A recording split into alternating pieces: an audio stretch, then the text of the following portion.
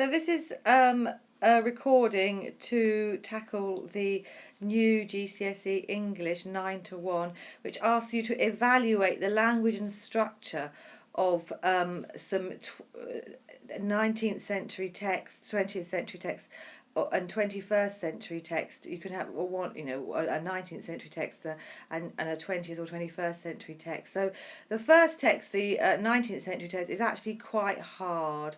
So we're going to have a look at an example of a 19th century text.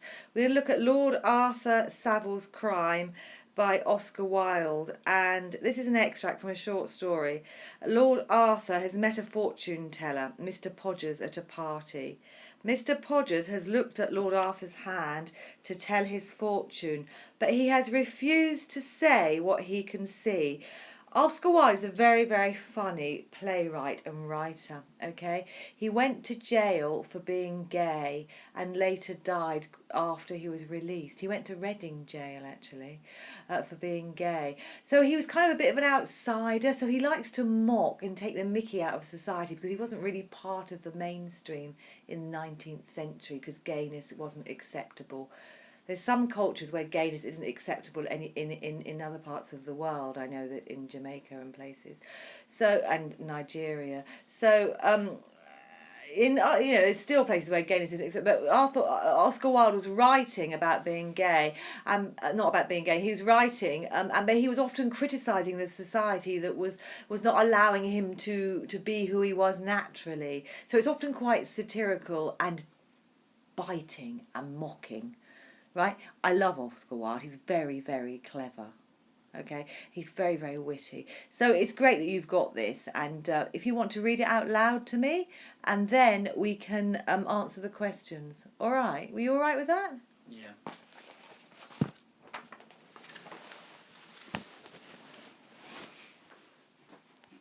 Suddenly Mr. Podgers entered the room. When he saw Lord Arthur, he started, and his coarse, fat face became a short greenish-yellow colour. The two men's eyes met, and for a moment there was silence. "The Duchess has left one of her gloves here, Lord Arthur, and has asked me to bring it to her," said Mr. Podgers finally. "Ah, I see it on the sofa. Good evening. Mr. Podgers, I must insist on your giving me a straightforward answer to a question I'm going to put to you." "Another time, Lord Arthur. But the Duchess is anxious. I'm afraid I must go." "You shall not go. The Duchess is in no hurry. Ladies should not be kept waiting." "Oh, Lord Arthur," said Mr. Podgers, with his sickly smile, "the fair sex is apt to be impatient." Lord Arthur's finely chiselled lips curved in petulant disdain. The poor Duchess seemed to him of very little importance at the moment. He walked across the room to where Mr. Podgers was standing and held his hand out. "Tell me what you saw there," he said. "Tell me the truth. I must know it. I am not a child." Mr. Podgers' eyes blinked behind his gold-rimmed spectacles, and he moved uneasily from one foot to the other, while his fingers played nervously with the flash watch chain. "What makes you think that I saw anything in your hand, Lord Arthur? More than I told you." "I know you did, and I insist on you telling me what it was. I will pay you. I will give you a cheque for £100. The green eyes flashed for a moment, and then became dull again. "Guineas?" said Mr. Podgers at last, in a low voice. "Certainly. I will send you a cheque tomorrow. What is your club?" "I have no club. That is to say, not just at present. My address is... But allow me to give you my card." It says "my addresses," and then there's does I say blank? Yeah. Right.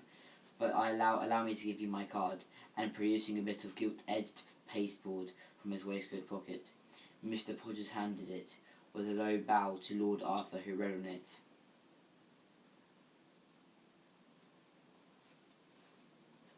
Go on the next page. Did you get into the page? Yeah. Go on next page then.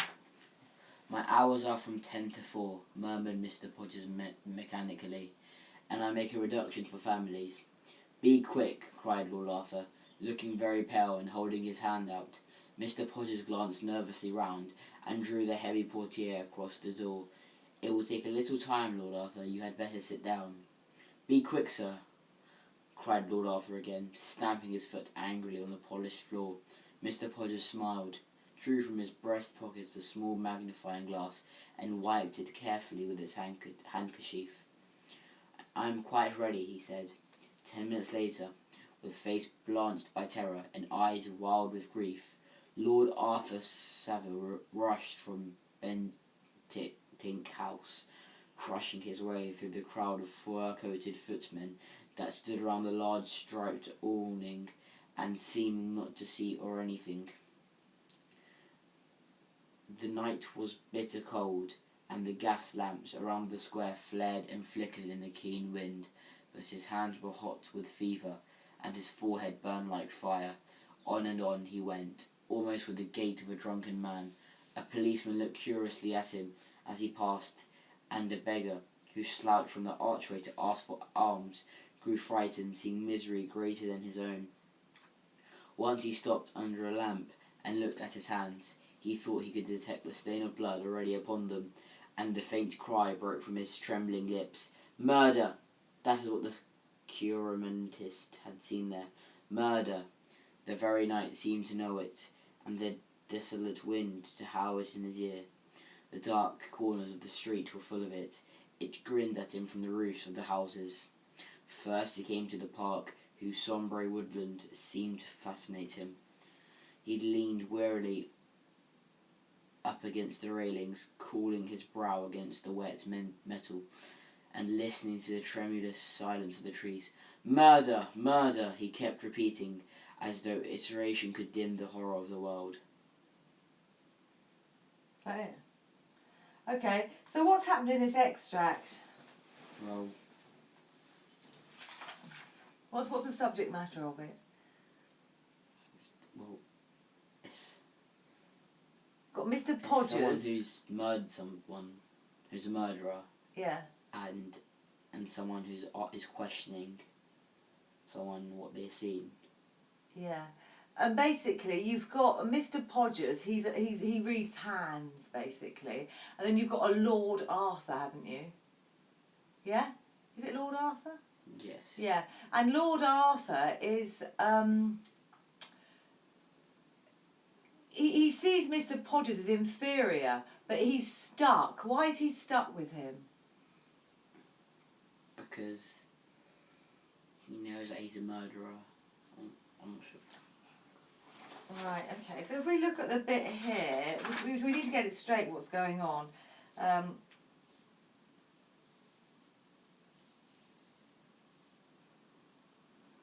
So basically, he's had his hand read by Lord Arthur, hasn't? Lord Arthur's had his hand read by Mr. Podgers, and something terrible's been read in there, hasn't it? Yes. And once he stopped under a lamp and he looked at his hands, he thought he could detect the stain of blood already upon them, and a faint cry broke from his trembling word. Murder, that is what the cheiromantist had seen there. Murder, the very night seemed to know it. So basically, when you have your hands read, why do people have their hands read? To see what's going to happen in the future. Yeah, to see what can happen in the future. So basically, Podgers has read something really negative in his future, hasn't he? Basically, Yes. Really, really scary and negative. And he's quite beside himself. A guinea's his money, so he's paid good money for this. But yeah, and he's actually he's at this party. He's looked at the party. He's looked at his hand to tell his fortune, but he can see something terrible there. So he's refused to say what he can see until he comes, specially to ask him and pays him. In other words, he really, really wants to know, because, just imagine if you can read palms, right, and then actually you can see that, you're going to die at 32. You're not going to tell someone that, are you? No. Unless they sort of really, really begging you to know, and I suppose. So this is what it is about, really. Okay, so basically, but it's very, very amusing, because basically, socially, the Lord is superior in the 19th century to Mr. Podgers, isn't he? Because even the name Podgers sounds podgy and inferior. He's not a lord. But he gets this superiority because he's got this gift of reading palms. So he's actually, you know, probably in the order of the universe, a man so he's mocking social class, basically. Oscar Wilde here. He's mocking the Lord. Whether you believe in reading palms or not, he's still mocking the Lord, isn't he? Yes. Yeah, because he believes in reading palms. Yeah. So that's one of the messages, isn't it? So message is mocking. Okay. Another message is the terrible result of actually having your palm read. Okay. So we've understood, but is there any words you didn't understand? There were a couple. Go on then.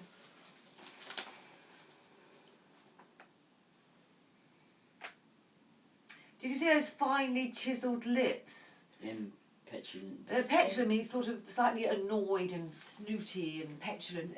Children are often petulant. They're sort of like, really annoyed, petulant. Yeah, we could look up the word petulant, but it's sort of, it's what children are, petulant, sort of slightly, annoyed, really, and being uncooperative, really. And finely chiselled lips. I mean, he's got these beautiful lips, basically, but he's kind of I think he's piercing them in annoyance. You ever been petulant? Probably. Most children are petulant at some point. When they go, no, that kind of thing. Yeah, your sister's probably petulant. I don't know. Aren't they? Okay. Okay, what else don't you know then? I'll look up the word petulant for you. Desolate. Desolate. Oh, that means barren, basically. Desolate. Like empty, basically. Desolate. So a car park can be desolate if there's nobody in there, no cars, nothing. It's all sort of empty. Yeah? And sort of a bit run down, desolate. Yeah. Okay. Okay. Carry on.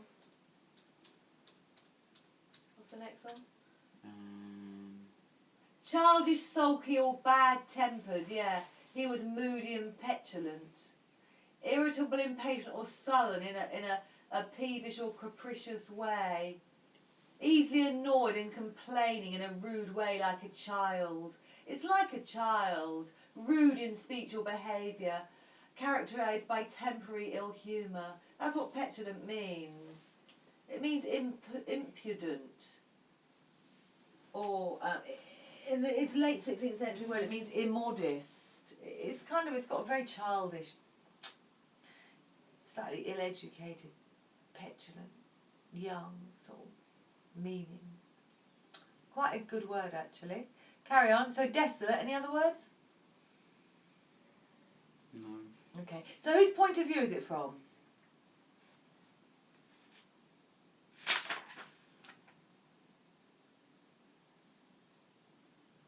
Lord Arthur.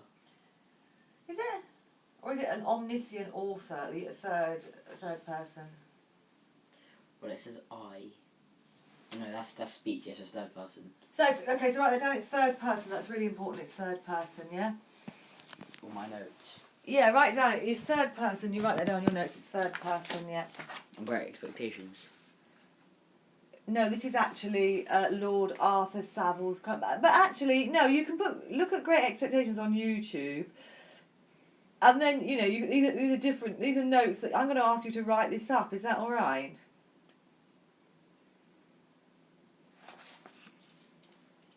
So it's third person. So, when suddenly Mr. Podgers entered the room, when he saw Lord Arthur, he started, and his coarse, fat face became a sort of greenish-yellow colour. Why does his face become greenish-yellow?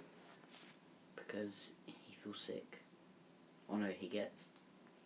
Because he sees Lord Arthur again, and he realised that he might be asked to tell him what he saw on his hand. Yeah. Oh, yeah, he would have been. Yeah. So, and he's very uneasy about it, isn't he? Yeah. So, from lines 1 to 6, identify the reason which Mr. Podgers uses to explain why he is in the room. So look at lines 1 to 6 here and tell me why Mr. Podgers is in the room.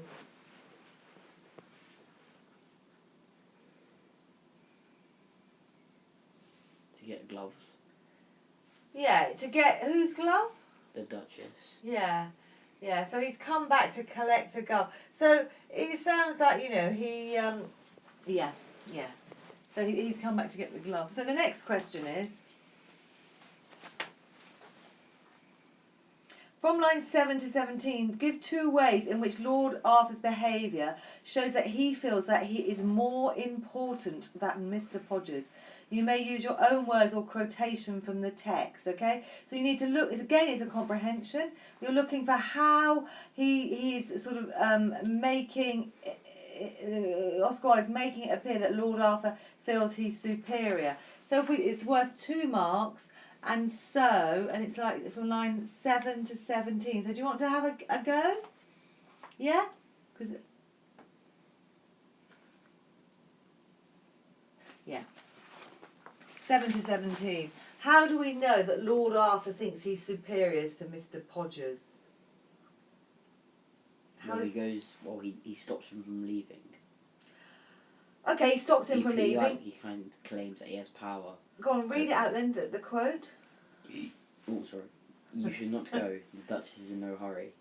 Okay, yeah, so he's got the power to stop him, yeah. What else? So that's actually one of the directions, isn't it? The commands, the speech, the direct speech.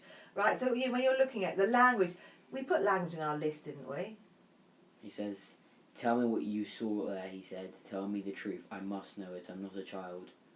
Yeah, so he orders him, yeah? So he treats him like a servant? Yeah. Okay, so have we got language in our list?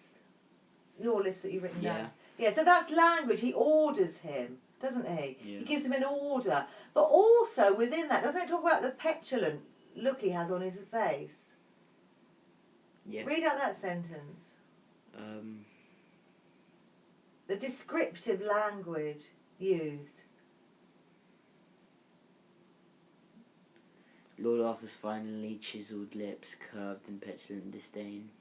Absolutely curved in petulant disdain. So the author is telling us that he actually is behaving childishly but disdainfully towards Mr. Podgers, isn't he? Yes. What does disdain mean? I'm not sure. So disdain means to look down upon, right? So we can look it up. The disdain means to look down upon. So basically the language there. So can you see that we've got 3 ingredients of language there to answer that question, haven't we? Disdain. The thing that someone is unworthy of one's consideration or respect. The upper lip curled in disdain is often, you know, sometimes if one of my students comes in and they haven't done their coursework and it's the final day and they say I haven't done it, I'm like, I just curl my upper lip in disdain. What can you do? It's sort of unworthy of one's consideration or respect. Considered to be unworthy of one's consideration, yeah. To undervalue, to deride, to scorn, you know, poo-poo, you know, it's like, disdain. Yeah? So that's what, he's actually petulant disdain. He's actually it's quite a strong word, in other words. So under language, the use of the word disdain. Lady should not be kept waiting, Lord Arthur, said Mr. Podgers with his sickly smile. The fair sex is apt to be impatient. So he's saying he has to go. And Lord Arthur's finely chiselled lips are curved in petulant disdain.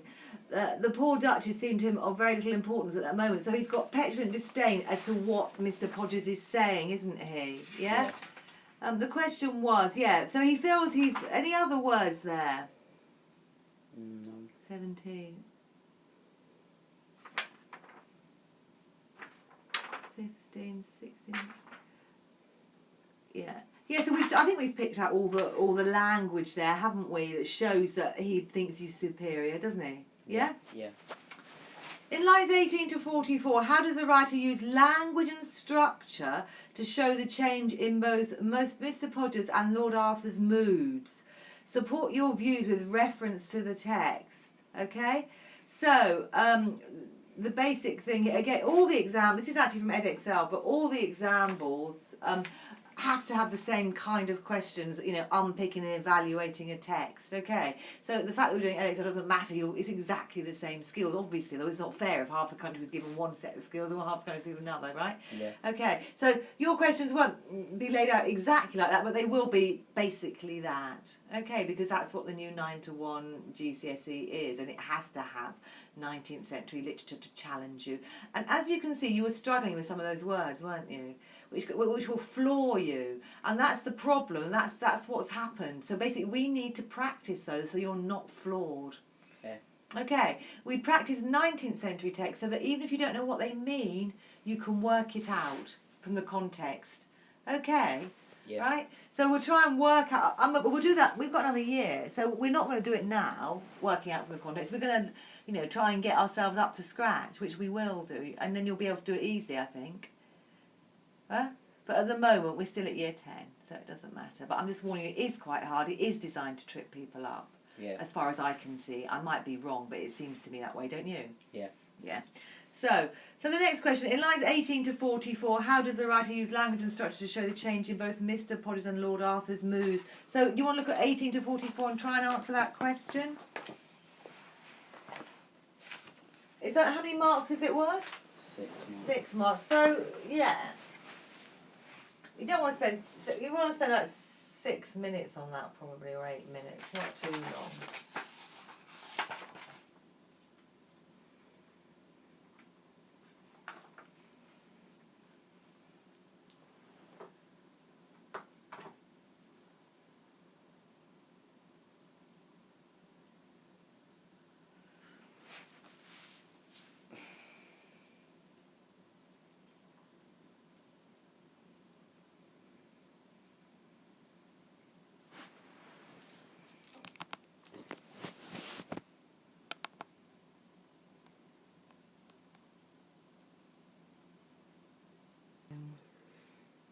So how does the Oscar Wilde use language and structure to show the change in Mr. Podgers and Lord Arthur's mood? So, we're 18, line 18. Oh, it's quite a long bit, isn't it? 18 marks. No, line 18 to line 44. So basically he uses direct speech. They keep Mr. Podgers' eyes blinked behind his gold-rimmed spectacles, and he moved uneasily from one foot to the other while his fingers played nervously with a flash watch chain. So basically, you've got the words like uneasily and nervously, haven't you? Yeah. So basically, here we've got that shows his mood, doesn't he? So he uses the language, which is adjectives, isn't it? No, actually, they're adverbs, aren't they? Nervously. He moved uneasily and nervously. Yeah? So write that down. There's 2 adverbs. Yeah, uneasily and nervously. And then you've got this quick exchange of direct speech, haven't you, here? What makes you think that I saw anything in your hand, Lord Arthur, more than I told you? I know you didn't. I insist on your telling me what it was. I'll pay you. I'll give you a cheque for £100. Okay, so then you've got this exchange. So the structure is they start having this discussion. The green eyes flashed and then became dull again. Guineas. So basically, how does the writer use language and structure? So he slowly points out how the attitude changes between them, doesn't he? On the money is a change. Is when he changes, isn't he? And then he's mechanically, and I make a reduction to, so the word mechanically. You need that one as well. Yeah.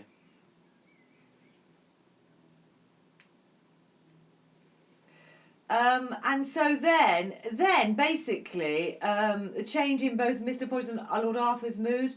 So now it's descriptive language, looking very pale, holding his hand out, completely different from what he looked earlier, right? Descriptive language again. So how does he lose language and structure? And so this is climax, really. Be quick, sir, cried Lord Arthur again, stamping his foot angrily on the polished floor. So angrily on the polished floor. And when the line 44, where's the 44, 41, 42, 43?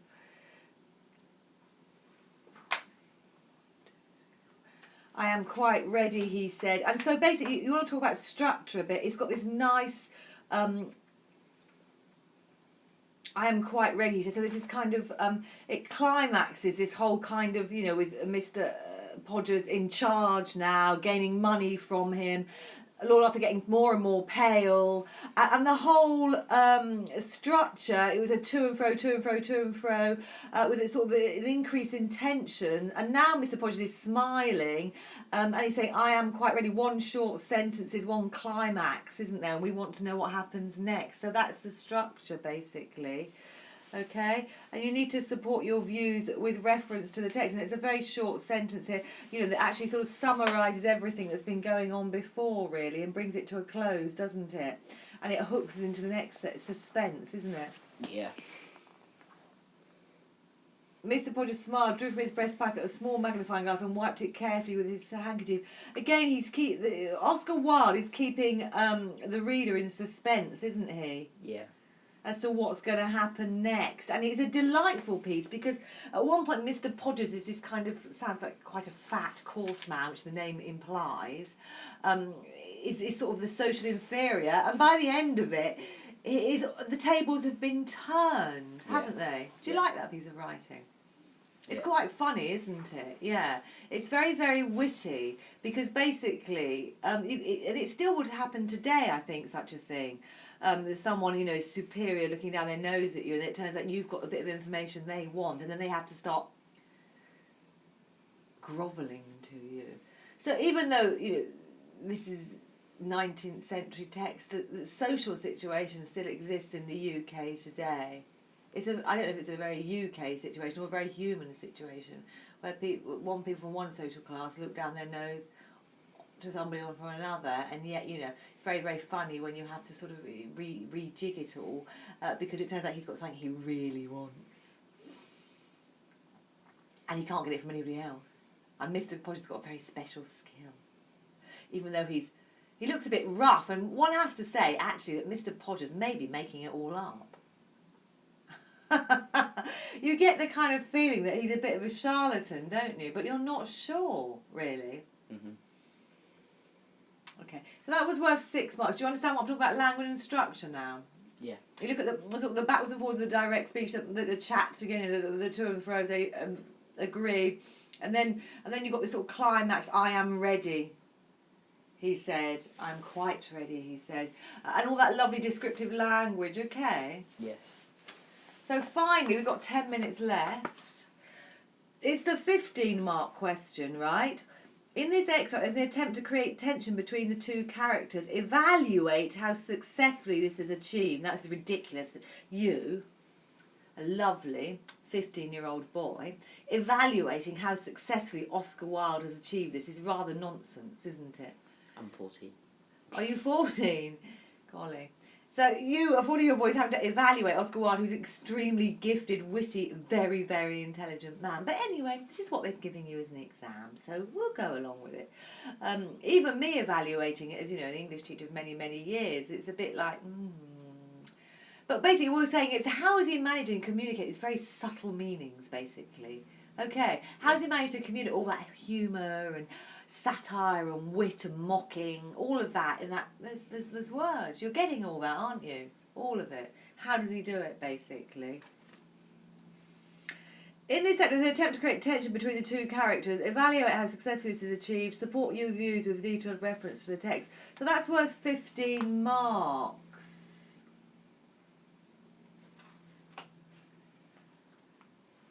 So you need to get some key details there on language, form, structure, on how all those 10 points that I've given you, and how Oscar Wilde successfully creates tension. Yeah. So, Murder. Oh no, that's not one. Be quick, sir, cried Lord Arthur again, stamping his foot angrily on the polished floor. Yeah, so stamping is for angry on the polished floor. Be quick, sir. Yeah.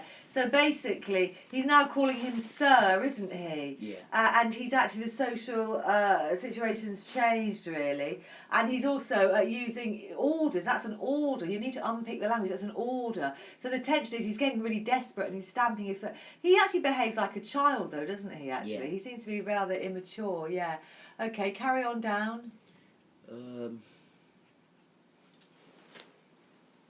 With face blanched by terror and eyes wild with grief, Lord Arthur rushed from the Bentinck house. Yeah, that's absolutely right. Yeah, so he rushes out, yeah.